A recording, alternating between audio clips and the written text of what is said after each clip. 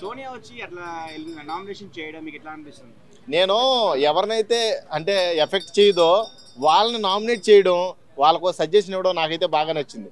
సోనియా హౌస్లో ఉన్నంతసేపు కూడా నాకు పెద్దగా ఇంట్రెస్ట్ లేదు, కానీ బయటికి వెళ్ళి మళ్ళీ వచ్చి సోనియా నామినేషన్ చేసిన విధానం నాకు నచ్చింది. నిజంగా నిన్న ఎక్స్ హౌస్ మేట్స్ అందరూ వచ్చి నామినేట్ చేస్తూ ఉంటే ఒక్కొక్కరిని అందరికి కూడా చుక్కలు కనబడి, చుక్కలు పట్టపగలు చుక్కలు కనబడి అన్నమాట. బిగ్ బాస్ ఈ సీజన్లో చుక్కలు చూపించాడు ఎక్స్ హౌస్ మేట్స్ని తీసుకొచ్చి నామినేట్ చేయడంలో. చాలా అంటే చాలా బాగా అనిపించింది. కానీ ఒక పాయింట్ నాకు నచ్చల. ప్రతి ఒక్కరు వచ్చి గ్రూప్ గేమ్ అన్నారు, ఓకే అందరికి తెలుసు. ఆల్రెడీ ఆదిత్యం కూడా వెళ్తా అన్నాడు, ఒరే నవీలా ఇక్కడ ఏదో గ్రూప్ గేమ్ నడుస్తుందిరా అని. అలాగే గ్రూప్ గేమ్ ఓకే, కానీ నిఖిల్ని దాంట్లో పాయింట్అవుట్ చేసి ట్రిగ్గర్ చేయడం నాకు నచ్చల. పోర్ట్రేట్ చేశారు, బాగా కొంచెం బ్లేమ్ చేశారు. నిఖిల్ని అంత చెయ్యవసరం లేదు. ఓకే నిఖిల్ తప్పు తెలుసుకుంటాడు, ఎలాగా మంచి ఫ్యాన్ ఫాలోయింగ్ ఉంది, మంచి కంటెస్టెంట్ కాబట్టి సేవ్ అవుతాడు, ఆ క్రమంలోనే తప్పు కూడా తెలుసుకుంటాడు. కానీ అలా ప్రతి ఒక్కరు కూడా ఎక్స్ హౌస్ మేట్స్ గుచ్చి గుచ్చి గుచ్చి గుచ్చి అతనికి రక్తం వచ్చేలా చేశారు. ఆఖరికి బాధపడ్డాడు, ఏడ్చాడు, అలిగాడు, అన్నం తినలేదు, చాలా జరిగినాయి మాట. ఆ ఎమోషన్ 24 hours ఎవరిని ప్రిపేర్ చేయలేరు భయ్య. ఒక 1 hour 1/2 hour అయితే ప్రిపేర్ చేయగలరు. ఇది రియాలిటీ గేమ్ షో. లేదు లేదు లేదు లేదు వాళ్ళ ఎక్స్ హౌస్ మేట్స్నా నువ్వు అనేది? లేదు లేదు, వాళ్ళు ఆట చూసి వచ్చారు. కరెక్టే నువ్వు అన్నది కూడా. One of the main point ఏంటంటే కొంతమందిని మార్చాలి మీరు లోపలికి వెళ్ళి అని ఉంటారు. అది వీళ్ళందరూ కూడా డిస్కస్ చేసుకొని ఎక్స్ హౌస్ మేట్స్ పర్టికులర్గా యష్మి, ప్రేరణ వీళ్ళు చండాలంగా గ్రూప్ గేమ్ ఆడుతున్నారు కాబట్టి మీరు వీళ్ళని పాయింట్అవుట్ చేసి ప్రతి పాయింట్ కూడా గుచ్చన్నలకే ఇప్పటికైనా తెలుసుకుంటారో వీళ్ళందరూ స్ట్రాంగ్ అయిపోతున్నారో ఉన్నవాళ్ళు, లేకపోతే వీళ్ళు బాగా ఆడేవాళ్ళు స్ట్రాంగ్గా లేరు అన్న ఉద్దేశం ఏమన్నా క్రియేట్ అయ్యి ఉండొచ్చు. వాళ్ళ డిస్కస్ చేసుకుని ఏదైనా హోటల్లో అయ్యి ఉండొచ్చు. నాకు కూడా అలాగే అనిపిస్తుంది. ఒక రకంగా చూస్తే ఏ మాటగా ఆ మాట చెప్పాలి భయ్యా. ఎంత గ్రూప్ గేమ్ ఆడినా నిఖిల్ని సపరేట్గానే ఉన్నాడు ఎప్పుడు కూడా. నిఖిల్ ఎప్పుడు కూడా క్రష్ అని చెప్పలేదు యష్మికి. యష్మియే నాకు క్రష్ ఉంది, రాత్రి కల వచ్చింది, నాకు రాకుమారులాగా నిఖిల్ వచ్చాడు, నిఖిల్తో చట్టా పట్టాలు వేసుకుని సాంగ్ వేసుకున్నానని చెప్పింది యష్మియే. అక్కడ మళ్ళీ డిఫెండ్ చేసుకునేటప్పుడు నిఖిల్కి నేను ఎప్పుడు కూడా యాక్సెప్ట్ చేయలేదు, అసలు నాకు వద్దన్నాను నేను అన్నట్టుగా మాట్లాడతాం కొంచెం ఫ్లిప్పింగ్ అనిపించింది. లేదు లేదు సోనియా కంటే ముగుడు మామూలుగా కాదు, ఫ్లిప్పింగ్ ఓట్స్లో మరీ దారుణం. ఆట బాగుంది కానీ అందం ఉంది, కానీ మాట తీరు మట్టికి చండాలంగా ఉంది. అలా ఫ్లిప్పింగ్ ఓట్స్ అవడం వల్ల ఏమవుద్దంటే మ్యానిపులేట్ అవుద్ది. మ్యానిపులేట్ చేయడం అంటారు అనమాట. ఒక మనిషిని ట్రిగ్గర్ చేసి మ్యానిపులేట్ చేయడం అంటారు. దీన్ని ఓవరాల్గా తీసుకుంటే యష్మి చాలా మాటలు ఫ్లిప్ అయిపోయింది నిన్న నామినేషన్స్లో.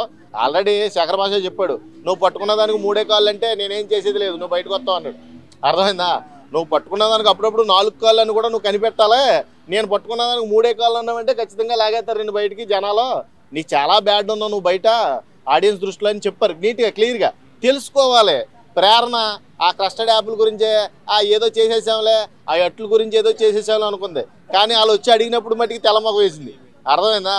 ఆవిడ ఎప్పుడు కూడా ఫస్ట్ నుంచి కూడా నేను గమనించింది ఏంటంటే ప్రేరణలో యష్మిలో ఫుడ్ కాడ కొంచెం పార్షియాలిటీ చూపిస్తారు. వీళ్ళు ఫుడ్ దగ్గర ఎవరికి వెళ్ళకూడదు మన రేషను, ఎందుకు ఇవ్వాలి వాళ్ళకి, మాకు ప్రోటీన్ తక్కువ అయితే మేము వాడలేము అన్నట్టుగా ఫస్ట్ నుంచి విన్నాను నేను వాళ్ళ దగ్గర.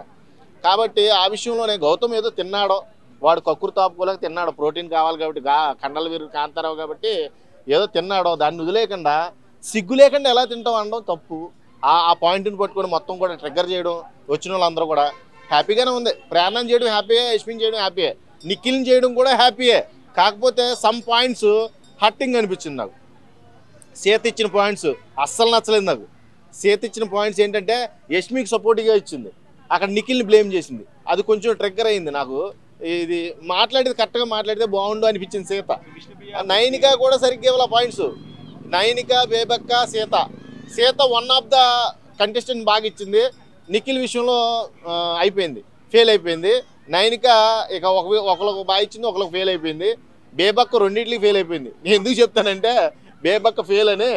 బేబక్క ఇప్పుడు జరుగుతున్న ప్రజెంట్ సిచ్యువేషన్లో ఏం జరుగుతుందో ఆటలో ఆ పాయింట్లు ఇవ్వాలి. నామినేషన్ ఆవిడ నామినేషన్ అయిపోయిన పాయింట్లు ఇచ్చింది అయ్యా. అది మటుకు కొంచెం ఇబ్బందిగా అనిపించింది నాకు.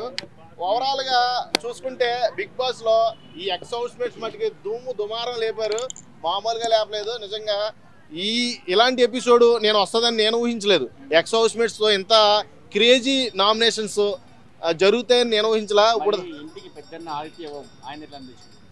చాలా మాట్లాడేది ఉంది యష్మి. ఆయన మాడతీరు చాలా బాగుంది. నా ఫేవరెట్ ఆయన తెలుసు కదా, మా ఫ్రెండ్ ఆయన, మా దోస్తు నామినేషన్ అయితే అదిరిపోయింది. చాలా మాట్లాడేది ఉంది యష్మి. నువ్వు చాలా ఫిక్స్డ్ అయ్యి వచ్చావు హౌస్లోకి, అది నాకు తెలుసు. ఇక్కడ హౌస్లో ఉన్నప్పుడే నేను నబీల్తో చాలాసార్లు చెప్పా అన్నట్టుగా పాయింట్ వేసి మామూలుగా లాగలేదయ్యా, నరాలు తెంపేశాడు. ఒక్కొక్కరికి అసలు పిచ్చెక్కిపోయింది వాళ్ళకి. ఏంట్రా మనలో ఇన్ని తప్పులు ఉన్నాయా అన్న ఫీలింగ్ వచ్చేసింది వాళ్ళకి.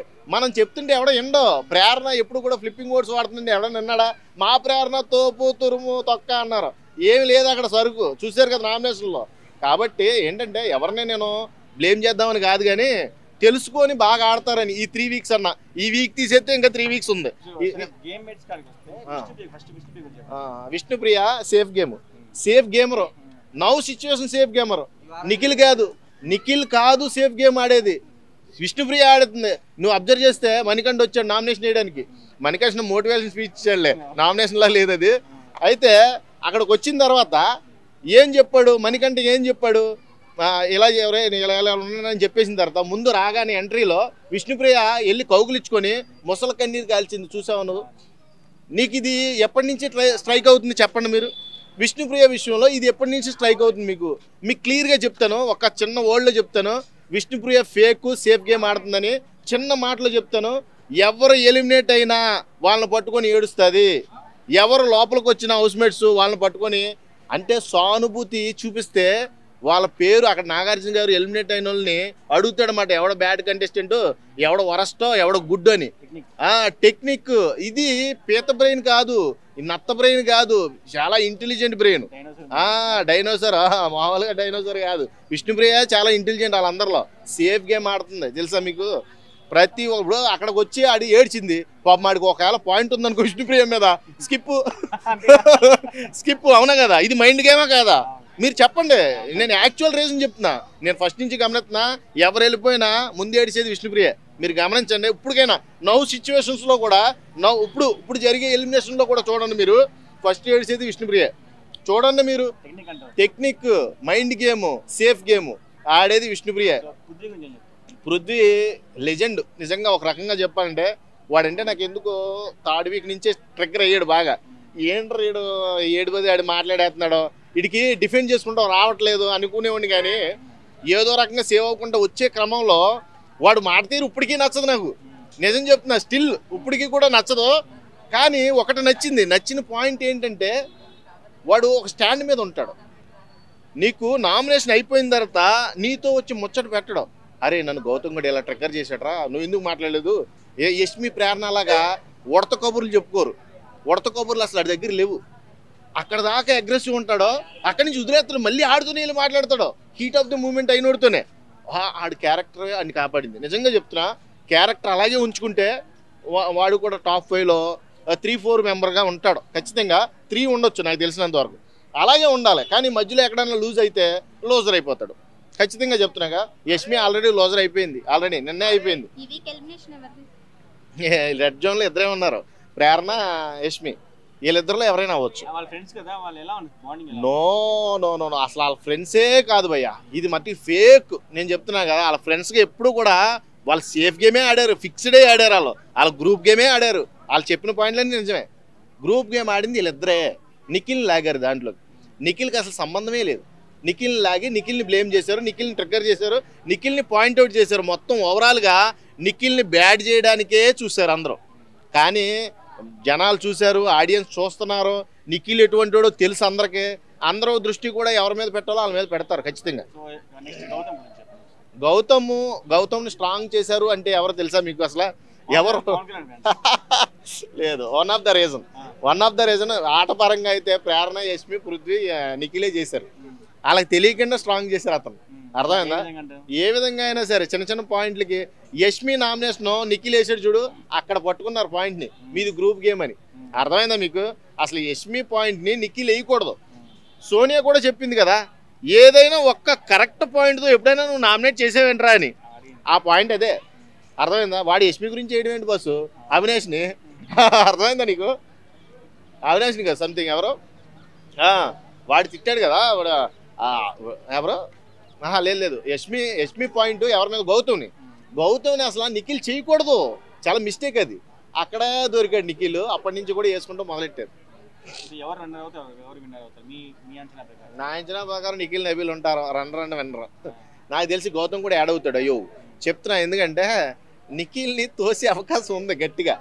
మారకపోతే, ఆ గ్రూప్లోంచి బయటికి రాకపోతే, అయ్యో సడన్గా వెళ్ళిపోతే గ్రూప్లోంచి వాళ్ళందరూ నా మీద పగబడతారేమో, మళ్ళీ ఇలాగా మ్యానిపులేట్ చేసుకున్నాడు ఒక మైండ్ని, అయిపోయినట్టే.